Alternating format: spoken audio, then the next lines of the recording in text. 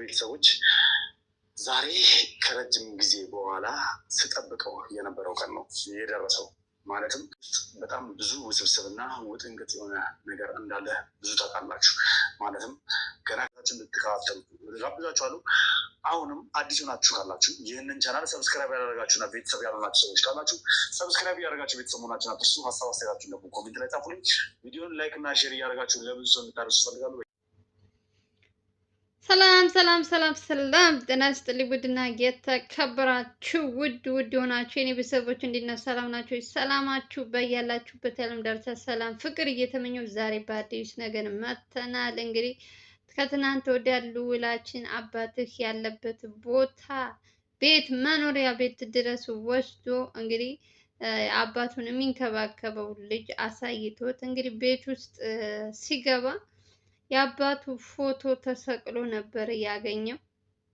በዛ እንትን ደግሞ እናቱም እንግዲህ ትክክለኛ አባትህ ይሄ ነው ካለችው በኋላ ፎቶውን ካየች በኋላ ብዙ ነገሮች እንትን እያለ ነበር። እንደ አጋጣሚ ሆኖ የአካባቢ ሰውም አግዞት ልጆች ልውልም እንግዲህ እዛ ቦታ ላይ አቶ ወርቁ ይዘውት ሲገቡ ሲወጡ ጠብቃችሁ እንድትይዙልኝ ብሎ እንግዲህ የእሱን ሰዎች አስቀምጦ ነበር። ዛሬም እንግዲህ በድጋሚ እነዛ ልጆች የተከታትለው እንግዲህ አቶ ወርቁን ከቤት ይዘውት ሊወጡ ሲሉ እንግዲህ ተጠርቶ ልውላችን በድጋሚ ማለት ነው በድጋሚ የአባቱን የሚያንገላቱትን የአባቱን እንትን በየቀኑ ምንድን ነው የሚባለው? በየቀኑ አንድ ወዲህ አንድ ወዲህ የሚያደርጉትን ልጆች እንግዲህ ዛሬም በድጋሚ ይዟቸዋል ማለት ነው። አቶ ወርቁም እንግዲህ ባለፈው ካያችሁት እናቱ ፎቶውን ካሳያት እሱ ነው ካለችው በኋላ ከዛ በፊት እንግዲህ ልዑል አባቱን አያውቀውም ነበረ። የድሮ ልዑል ሕፃን እያለ የሚያውቀውን ፎቶ ነው። አሁን ደግሞ አሁን ያለበት በፎቶ እንግዲህ ትክክለኛ አባቱን አውቋል ማለት ነው። የልዑል ደስታ ከሚባለው በላይ አባቴን ባላገኘውም እንኳን ፎቶ ትክክለኛ ፎቶ አሁን ያለበት ማንነቱን ፎቶውን በማየት የእውነቴን ነው የምላችሁ። በስመ አብ ለልጁ ሽልማት ያስፈልገዋል። አባቱን ጠብቅ ተብሎ ልዑልን ደውሎ አባትህ እዚህ ቦታ ነው ብሎ ያለውን ልጅ እሱም ሲጀመር እነዛኞቹ የሆነ እንትን እንዳያደርሱበት ራሱ ጋር ነው ያለው። ልጁ የሚያስፈልገውን ነገር ሁሉ እያሟላለት ይዞት መጥቶ ከልዑል ጋር ነው ያለው። ግን በጣም መሸለም ያለበት ልጅ ነው። ትክክለኛ አባቱን እንዲያውቅ አሁን ላይ ላለበት አሁን ላይ ብዙ ጊዜ አይታችሁ ከሆነ ስለ አቶ ወርቁ የሚወራው ወሬ በጣም ልዑልን ጭንቅላቱን እንትን የሚል ስራውን እንዳይሰራ አባቱ ያልተበደለውን ተበደለ እያሉ በውሸት ልዑልን ብዙ ነገር ሲያሳምኑት የነበሩ ሰዎች እንግዲህ ዛሬ እውነቱን የአባቱን ጠባቂዎች የሚንከባከቡትን እንግዲህ እዛ ቤት ውስጥ እንኳን አቶ ወርቁ እንኳን ባይኖርም ልጆቹ ግነት ግቢ ሙሉ እንግዲህ ለአባቱ ነው። ያ ሁሉ ያያችሁት ግቢ ሙሉ ግቢው አቶ ወርቁን የሚንከባከቡትና እሱ የሚኖርበት ቤት ነው። በጣም ጽድት ያለ ማለት ነው። ሞር ደግሞ በጣም ደስ ያለኝ ደግሞ በጣም ለልዑል ያላቸው እንትን እያንዳንዱን ነገሮች እስካሁን ድረስ የሚመጡት ልጆች አባት እንደዚህ ነው አባት እንዲህ ነው ነበር የሚሉት። የአሁኑ ደግሞ በጣም እግዜርም እንደው አንዳንድ ጊዜ መልካም ነገር ስንት ስትሉ በምትሄዱበት ሁሉ ስኬታማ ነው የምትሆኑት። ልዑል ቅን ልብ ስላለ ይመስለኛል ዛሬ ከነዚህ ልጆች እጅ የጣለው። ስለ አባቱ የሚያወሩት ነገር አይደለም እሱ ስንት ዓመት የሚፈልገው ሰው ይቅርና እናንተ ራሱ ስትሰሙ በጣም ነው ደስ የሚላችሁ። በጣም ምን አይነት እንክብካቤ እንደሚያደርጉለት በየሳምንቱ ለሱ የተቀጠረለት ዶክተር አለ አሉ። ሞር ደግሞ የምግብ አብሳይ የራሱ የቻለ አለ። ኧረ ስንቱ በስማም እንደሚወራው አይደለም። በጣም ተንከባክበው ነው የያዙት። ለምን ንብረቱን ምኑን ለመውረስ ሲሉ እነዚህኞቹ ሰዎች አቶ ወርቁን የያዙት ሰዎች እንደ እንቁላል ነው የሚንከባከቡት። እንደሚወራውለት እንደዚህ እያሰቃዩት ያልሆነ መርፌ እየወጉ ያልሆነ ምናምን እያሉ ብዙ ነገሮች ሲያታወራ የነበረችው አክስት የተባለችው ወራዳ ዛሬ እውነቱን ልውል ሁሉንም ነገር አውቋል። ከአሁን በኋላ አባቴንም ባላገኘው እንደዚህ አንቀባረው የሚይዙልኝ ከሆነ ለምን እደክማለሁ? ለምን ባየው ደስ ይለኛል ብሏል። እሱም ሲናገር አንድ ቀን ባየው ደስ ይለኛል፣ ግን ከሚወራው ወሬ እሱ የሚንከባከቡት ልጆች የሚያወሩት ስለ አባትየው በጣም ደግ በጣም ሞር ደግሞ በየቀኑ ስልክ እየደወለ የአባቱን ዋና እንትን የሚልላቸው ደሞዝ ምንም የሚከፍላቸው አለ። እሱ በሳምንት ወይ በወር ነው አሉ የሚመጣው እዛ ግቢ፣ ከዛ ውጭ አይመጣም። ልዑልም ኦልሬዲ ያውቀዋል፣ እናንተም ታውቁታላችሁ። ይሄ ሰውዬ በየጊዜው መቅደስ የተባለችው ሰውዬ መጥፎ መጥፎ ነገር ነው የምታወራው ስለሱ፣ አባቱን የሚንከባከበው ሰውዬ ማለት ነው። ግን ውሸት ነው፣ እንደሚወራው አይደለም።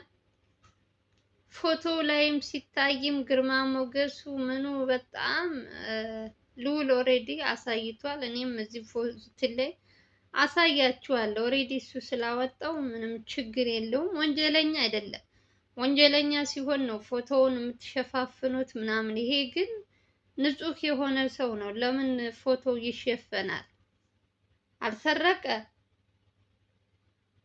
ተፈላጊ አይደለም። እንደውም እሱ ልዑል ያው ታውቃላችሁ ከአባቱ ቤተሰቦች ጋር ትንሽ ያለ መግባባት ምናምን ስለተፈጠረ ነው እንጂ ይህ ሁሉ ውጣ ውረድ ራሱ ያየው ልዑል በእነዚህ ሰዎች ነው። በአክስትየዋ ጫና፣ በአጎትየው ጫና፣ በእነዚያኞቹ ሰፈርተኞች ጫና ልዑልን ሁሉ ነገር እስካሁን ድረስ እንትን ሲል የነበረው በሱ ልክ እንኳን ልዑል እንኳን እንደዚህ እነሱን እያሳደደ እንኳን እነሱ አባቱን ለመጉዳት አልሞከሩም። አባቱን ሞር በጣም እንዲንከባከቡት የሆነ ህመም እንኳን ሲያመው እንኳን ተጨንቀው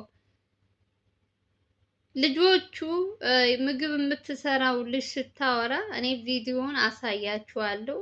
ስለ አባትየው ስለ ልዑል አባት ያለውን ነገር ስታወራ ስልክ የልዑልን ስልክ አስደውሎ ከልዑል ጋር በስልክ ከሁለት ቀን በፊት አወራ። ልዑል ግን አባቴ ይሁን አይሁን አላወኩም አለ። ለካስ የልዑል አባት አቶ ወርቁ ከልጆቹ ስልኩን ወስዶ እኔ አባትህ ነኝ አላለውም። እፈልግሃለሁ እዚህ ቦታ እንደዚህ እንደዚህ አይነት ቦታ ብሎ ነው ያለኛል። በቃ እኔ ወጥመድ ነው ብዬ ያለ ምንም ነገር አላሰብኩም አለ። ችግር ያው ሁልጊዜ እንደዚህ አይነት ነገሮች በተለይ በስልክ ዙሪያ ተደውሎ እንደዚህ ሲባል ወጥመድ ውስጥ ሊከቱኝ ነው እንጂ ምል አባቴ አልመሰለኝም ነበር አለ። በጣም ለረጅም ሰዓት አለ ስለ ድሮ ስለ እናቴ ስለምን ሲያወራኝ አለ። ምንም እኔ የሆነ ችግር ውስጥ ወጥመድ ውስጥ ሊያስገባኝ ነው እንጂ አባቴ እንደሆነ አላወኩም ነበር አለ። ከዛ በኋላ ስልክ ካወሩ በኋላ ነው ደብዳቤ የላከለት። ደብዳቤ ልኮ ልጁ ደግሞ የልዑልን አድራሻ ቢሮውን መኖሪያ ቤቱን አፈላልጎ መጥቶ ደብዳቤውን የሰጠው ከሰጠው ውስጥ ማለት ነው። በስልክ ያወራውንም እዛ ደብዳቤ ላይ ጽፎታል አለ ልዑል። ከዛ በቃ ምን ይሄ እስኪ ቦታውን ውሰደኝ አልኩህ አለ። ቦታው ላይ ደግሞ ሲወስደው ፊት ለፊት ስትገቡ ፊት ለፊት በር ላይ እንትን መግቢያ እንትን የለም። እዛ ላይ ደግሞ በትልቁ ታጥቦ የአባቱ ፎቶ ተሰቅሎ አየ። ሞር ልዑል ስለማያውቀው እናትየዋ እንትን ስትጠይቅ ራሱ የአባቱ ፎቶ ነው። በስልክ የሚያወራው ራሱ አባቱ ነበር ማለት ነው። እና ልዑል የእውነት እንኳን ደስ አለህ እንድትሉ ትፈልጋለሁ። ፈገግታው፣ ደስታው፣ ሁሉ ነገሩ ተመልሷል ማለት ነው። እንግዲህ ስንት ቀን ሲለፋበት ሲደክምበት የነበረው አባቱ እንደሚወራው ሳይሆን በጣም እንክብካቤ በዝቶበት በጣም ብዙ ነገሮች እየተደረገለት ያለው አባቱ በስከ መጨረሻ እንግዲህ በምንም ቢሆን እንኳን ፎቶውን አይቶ ስልኩም አውርቶታል ማለት ነው። እኔ ምን እንደምል አላውቅም። አንደኛ ነገር ይሄ ነገር የሆነው የልዑል መልካምነት ይመስለኛል። የእውነት ለሰው ደግ ነው የሚያስበው። አክስትየዋ በብዙ ነገር ስትደራደር ብዙ ነገሮችን ስታመጣ እግዜር ደግሞ ከላይ እንግዲህ ራሱ ደውሎ ከልዑል ጋር ሲያወራው እንግዲህ ከዚህ በላይ ደስታ ምን አለ ንገሩኝ እስኪ። አክስት አጎቶቹ በሌላ ነገር ሲደራደሩበት እነሱ ግነት ፈጣሪ እንደ ሰው አይደለም። ከነገራችን ላይ ብዙ ውጣ ውረድ ቢበዛም ትዕግስት ካላችሁ እንደዚህ እንደ ልዑል ፍሬ ያፈራ ፍሬ ነው። ልዑል ያ ገጠር መሄዱ፣ መድከሙ፣ መታሰሩ፣ ብዙ ነገር መድረሱ ለበጎ ነው። ያ ሁሉ ነገር አሳልፎ ዛሬ የማያውቀውን አባቱን ፎቶ አይቶ እንደገና ደግሞ የሚፈልገውን ጥያቄ ጠይቆ አውርቶ ስለ ድሮ ታሪካቸው ከእናቱ ጋር የተለያዩበትን ሁሉ ለረጅም ሰዓት አለማታ ለረጅም ሰዓት ያወራው እና እሱ ግን ልዑል ግን እንዳለው በኋላ ነው ትንሽ እንትን ያለውኝ እንጂ ምንም እኔ ወጥመድ ውስጥ ሊያስገባኝ ነው እንጂ አባቴም አልመሰለኝም አለና ብቻ ይሄ ተፈጥሯል። ልዑልም እንግዲህ በተቻለው አቅም እነዚህ ሰዎች የሚሉትን እያንዳንዱ ነገር የሚሉትን ማንንም ሳይሰማ ከአባቱ ጋር እሱ አባቱ እኔ በፈለኩት ቀን መገናኘት እንችላለን ብሏል። እንግዲህ እግዚአብሔር ይመስገን። ከዚህ በላይ ምን አለ ንገሩኝ እስኪ። እኔ በአመቻችቼ ቦታ እኔ እንትን ባልኩት ሰዓት ስደውልልህ እንገናኛለን ብሎኛል ብሏል። እንግዲህ ወጥመድ ውስጥ መቼም የገዛ አባቱ ችግር ውስጥ አያስገባውም። በጣም የሚፈልገው ነው። እሱም ለማየት ስንት ሕፃን እያለ ነው የተለያዩት። ስለዚህ ለማየት የሚፈልግ አባቱ ነው። ልዑልም ስንት ጊዜ ሁሉ ነገር ያሳለፈው ለአቶ ወርቁ ሲል ነው እና ያ ሁሉ ነገር አልፎ ዛሬ እዚህ ደርሷል ማለት ነው። እናቱ ራሱ ፎቶው ስታየው በጣም በስማም ደነግጣለች አለ። እሷም እንደ ያው እድሜ ሲጀመር በጣም ቆይታችሁ እንትን ስትሉ እንትን ትላላችሁ፣ የሆነ ነገራችሁ ቅይር ይላል እና ያን ሁሉ ነገር አሳልፈው ከዚህ ደርሷል። ብቻ እግዚአብሔር ይመስገን ጎበዝ። ከዚህ በላይ ደስታ የለም። ተመስገን ነው ብቻ ተመስገን። እኔ ራሱ እንዴት ደስ እንዳለኝ የልዑል ደስታ እኔን ጋርም ተጋባልኝ። የእውነት ሁሉም ነገር ለበጎ ነው። ሁሉም ነገር ተስተካክሎ የልዑልን ደስታ ብታዩ ደግሞ ሞር ደስታው ይጋባባችኋል። በቃ ያ ሁሉ ነገር ረስቶ ያ ሁሉ ነገር አክስቱ ያደረገችው አጎትየው ገጠር ሄዶ እንትን ያለው ሁሉ ረስቶ የአባቱን እንደዚህ ያለበትን ሁኔታ ሲሰማ ሲያይ በራሱ አይን ሂዶ መኖሪያ ቤቱ አባቱ ያለበትን ቦታ ሲያይ ከዚህ በላይ ደስታ ምን አለ? እስኪ ንገሩኝ። የእውነት የምትደክሙት የምትለፉት ለማን ነው? ለቤተሰቦቻችሁ፣ ለእናት ለአባታችሁ አይደል እንዴ? እሱ ደግሞ የአባትን ፍቅር አያውቀውም የእናትን እንጂ መታቀፍ በአባት እንትን ማለቱን ብዙ አልለመድም እና ለሱ ትልቅ ነገር ነው ይሄ። ዛሬ እንደዚህ ሆኖለት የሚፈልገው ነገር ሆኖለት አይቶ እንትን ማለቱ ደስ ይላል። እኔም ደስ ብሎኛል እውነት። ለማንኛውም ልዑላችንን እንኳን ደስ አለህ በሉት። ከስንት ዓመት በኋላ እንግዲህ ከአባቱ ጋር በስልክ ቢሆንም ተገናኝተዋል ማለት ነው።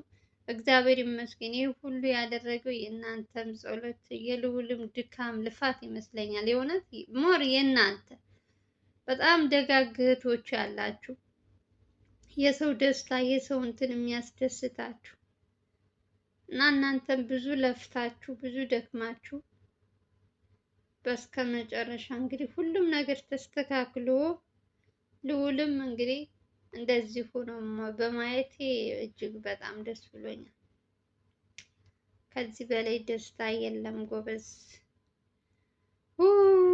እሱም እኮ አንዳንዴ ግን ሰው ይታየዋል እንደ ጎበዝ። እኔ እስከ አዲስ ዓመት አባቴን ማግኘት አለብኝ፣ ይሄ ነገር መዘጋት አለበት እያለ ያፉ ሳይጨርሰው ያወራው ሁሉ በእውን ሆኖ ተገኘ። በህልሙ ያወራው በእውን ሆኖ አየውና አይደለም እሱ። እናንተም ይሄ ነገር ስታዩ እጅግ በጣም ነው ደስ የሚለው።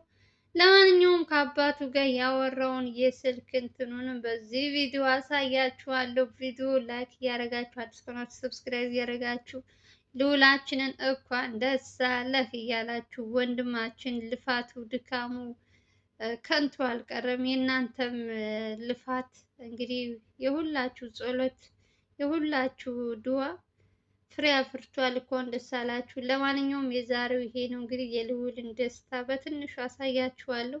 ቪዲዮ ስጀምሩ ላይክ አድርጉ። በሌላ ቪዲዮ እንገናኛለን። ሰላማችሁ ይብዛልኝ። ባይ ባይ።